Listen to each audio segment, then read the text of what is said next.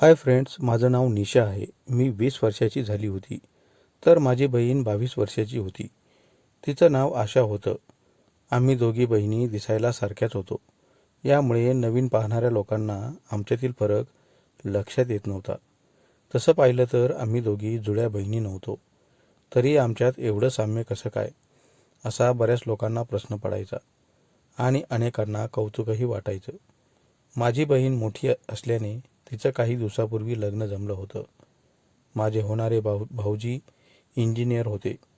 ते एका शहरामध्ये नोकरी करत होते. नोकरीच्या जीवावरच त्यांनी एका मोठ्या इमारतीमध्ये एक मोठा फ्लॅट विकत घेतला होता. लग्नानंतर माझी बहीण आशा तिथेच राहायला जाणार होती. माझे भाऊजी दिसायला खूप सुंदर होते. बरेच दिवस त्यांना देखील आमच्या दोघीतील फरक कळतच नव्हता. कधीकधी ते मला आशा म्हणून हाक मारायचे, पण मी त्यांना म्हणायचे, मी आशा नाही भाऊजी, मी तिची लहान बहीण निशा आहे. बहिणीच्या लग्ना अगोदर आमचं असं बराच वेळा बोलणं व्हायचं. आता त्यांच्या लग्नाची तारीख जवळ येऊ लागली होती.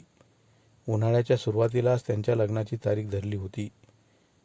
आपले होणारे जावई मोठ्या नोकरीला आहेत. यामुळे आपल्या मुलीचं लग्न मोठ्या थाटामाटात करून देण्यासाठी माझे आईबाबा सज्ज झाले होते.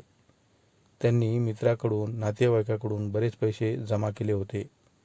एवढा खर्च पाहून मी बाबांना म्हणाले, बाबा, ताईच्या लग्नाला तुम्ही एवढा मोठा खर्च करत आहात, पण पुढे चालून माझंही लग्न होईल, त्यासाठी थोडे पैसे ठेवा. मी असं सहज बोलले होते, पण बाबा थोडे भावनिक झाले होते. त्यांनी लगेच मला शेताकडे बोट दाखवले आणि म्हणाले, निशा, तुझ्या लग्नाची तू बिलकुल काळजी करू नकोस. पैसा नाहीच उभा राहिला तर ही शेत जमीन मी विकील आणि तुझ्या लग्नाची बराबरी करेल.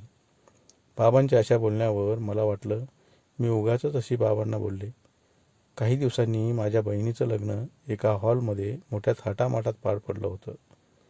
ती आता आम्हाला सोडून जाणार होती. यामुळे आम्हाला खूप वाईट वाटायचं. पण शेवटी मुलीचं वय झालं की तिला एखाद्या मुलाबरोबर लग्न करावंच लागतं. याच्यातून कोणीही सुटलेलं नाही. असं आईबाबांना समजावून सांगितल्यावर त्यांना खूप बरं वाटायचं. लग्नानंतर काही दिवसांनी माझे भाऊजी बहिणीला घेऊन आमच्या घरी आले होते. आईबाबा शेतामध्ये गेले होते. त्यांनी मला बराच वेळ बायको म्हणून हाक मारली होती. मला वाटलं ते मुद्दाम असं बोलत असतील, पण खरंच त्यांना आमच्या दोघीतील फरक लक्षात येत नव्हता. यामुळे मी त्यांना म्हणाले, जिच्या गळ्यात मंगळसूत्र आहे ती तुमची बायको समजा. पण माझ्या या बोलण्याकडे दुर्लक्ष करून भाऊजी सारखं माझ्याकडेच पाहू लागले होते. माझी बहीण तेवढीच तरुण होती जेवढी मी होते, पण तरीही भाऊजी आपल्याकडेच अशा भावनेने का पाहत असतील, हा मला प्रश्न पडला होता. कारण भाऊजींना मी माझ्या बहिणीपेक्षाही खूप आवडत होते. आमच्या दोघींची फिगर अगदी सारखीच होती. फक्त माझी बहीण आशा लग्नामुळे थोडी जाड होऊ लागली होती. तर भाऊजींचं म्हणणं होतं, ती देखील माझ्यासारखीच असायला हवी होती. यामुळे भाऊजींनी तिकडचा मोर्चा माझ्याकडे वळवला होता. ते आमच्याकडे 10 दिवसांची सुट्टी काढून राहण्यासाठी आले होते. त्यांना खेडेगावात राहायला खूप आवडत असे. यामुळे मोकळ्या हवेत त्यांना बरंच काही सुचत होतं. दिवसभर माझे आईबाबा शेतामध्ये जायचे. यामुळे आम्ही तिघेच घरी असायचो. भाऊजी माझी खूपच चेष्टा करायचे. याचं माझ्या बहिणीला काहीही वाटत नव्हतं. एकदा ती आजारी असताना औषध घेऊन गाढ झोपली होती. खरं तर भाऊजीला तिच्याजवळ झोपायला जायचं होतं, पण चुकून भाऊजी माझ्याजवळ येऊन पडले होते. हळूहळू ते माझ्याकडे सरकत होते. त्या अंधाऱ्या खोलीत 2 राऊंड झाल्यावर मी भाऊजीला ओरडून म्हणाले, भाऊजी, बस झालं आता. अहो, मी तुमची बायको नाही तर मेव्हणी आहे.